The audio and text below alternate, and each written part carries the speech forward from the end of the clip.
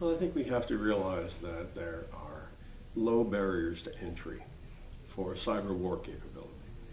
That you don't have to be a huge country, you don't have to have an enormous amount of talented people or money. Small countries have been able to do this. There are now, I think, 26 countries that have military cyber commands. There are countries that you might not think would be in this sort of business.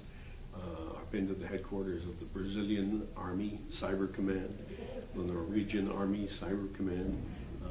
They're popping up all over the world. And they're not doing it entirely for defensive purposes. They're also all looking at whether or not they could use cyber offensive weapons. So the concept of cyber war may seem strange, it may seem like science fiction, it may seem like hype, but there are hundreds of billions of dollars being spent by governments around the world to create cyber offensive units. And therefore I think we need to get over the question of is this real? It's real. And nation states are building offensive capability. What about non-nation states? So far, we've seen non-nation states stealing money, stealing information, doing propaganda, doing covert communications, doing recruitment. We haven't seen non-nation state actors, terrorist groups, yet doing things that really fall in the category of cyber war. I define cyber war as destruction, damage, or disruption on a significant scale. Haven't seen that yet by terrorist groups. But we do know that the knowledge about how to do this is gradually drifting south from a handful of sophisticated governments and a handful of units in those states to many, many governments, many, many states. And more we see the cyber criminals in particular using very sophisticated techniques. So is it possible that a well-funded terrorist group could conduct a cyber war? It could, if it were able to use the money that it has to hire sophisticated cyber hackers. And that's not inconceivable. Some of these people are definitely for hire, and you could hire them to do espionage, or you could hire them to do destruction. I think the first question that utilities have to get over is this real? It is. The second question utilities have to get over is, how are we going to pay for this? If they find that it's difficult to pay for it within existing budget structures, then they need to go to the rate regulators and change the rates. No one wants them to take it out of Hive. No one wants to have it taken out of profits. No one wants it to be taken out of modernization. But it is going to cost money. And if utilities don't have that money programmed, they need to program it over the next 3 to 5 years. And if they need proof for their state regulators and other rate regulators to approve increases, I'm sure there are people in the federal government who can come and help them convince the rate regulators that this is a real threat and they need to do something about it. Then they need to think, well, okay, what do I do about it? And the key things there are, for me at least, a recognition that the attacker is going to get in. That whatever you do, he'll figure out a way to get in. And this has been demonstrated over and over again with government agencies, with banks, with people who really know what they're doing and spend a lot of money. They're unable to keep the attackers out. So with that recognition in mind, I would do a couple of things. One, I would segment networks to the maximum extent possible so that people really cannot jump from the public-facing web page or the administrative network into the control network.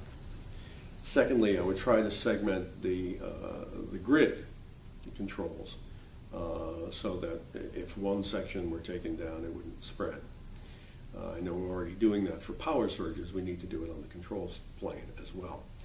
And then finally, I would look to buying things to have in warehouses, things that are right now not in warehouses, and that includes generators. Generators so far have been built for just-in-time delivery. They've been built on order. Companies like General Electric don't have extra warehouses, extra generators sitting around in warehouses, and neither do electric companies. So whether it's transformers, generators, the actual high-tension wires, I would have excess capacity because what's going to happen in the cyber war is not that someone's going to come in and flip the switch and turn things off. They're going to destroy hardware or cause hardware to destroy itself. We know that that's possible.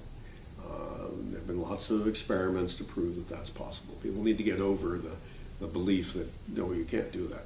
You can. Well, every organization, including utilities, need to worry about two things in addition to external attacks. One is supply chain, and the other is the insider threat. And supply chain means software as well as hardware. Have you had a third party that specializes in analyzing software? Check the software that you're buying.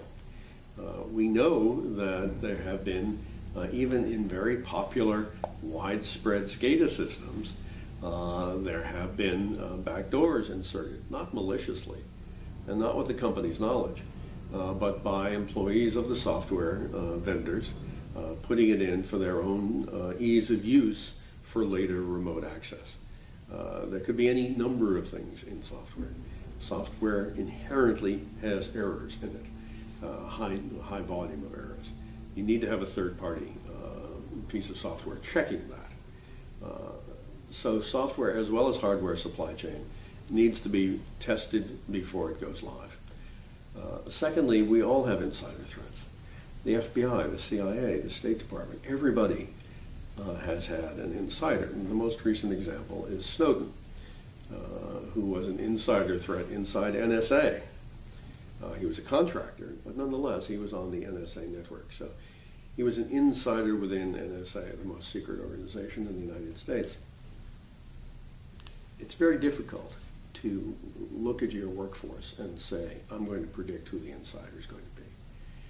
If you look at the people that have been caught as spies in CIA and FBI and others, no one would have guessed that it would have been the people who were caught.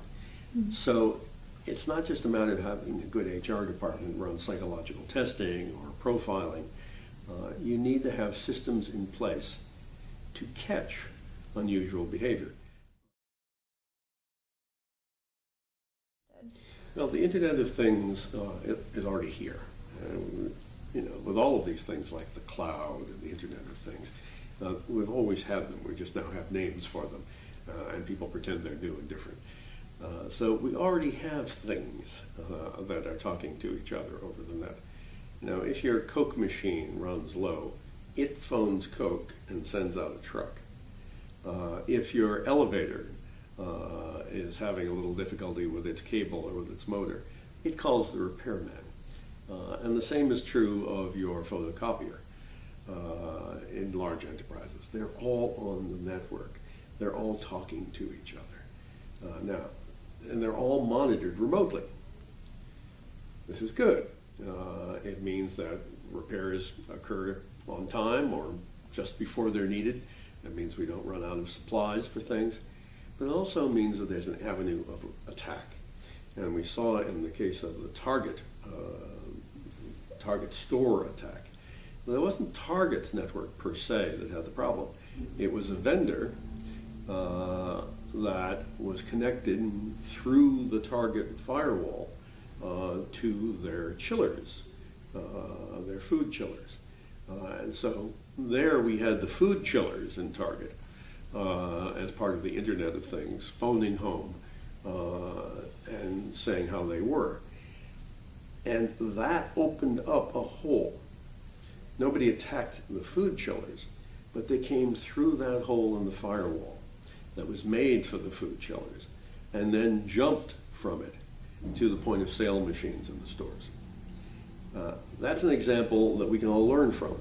If you're going to have an Internet of Things and you're going to allow machines to talk to each other, to say how they are and when they need help, then they really need to be segmented. They need to be on networks that are not critical, are not connected to critical functions, and are air-gapped. And we need to be constantly monitoring to make sure that nobody screws up and connects the critical system network to the non-critical system network. We want to make sure that that air gap is never jumped. So it's not a matter of just putting it in and saying, I have an air gap. You have to keep monitoring the air gap.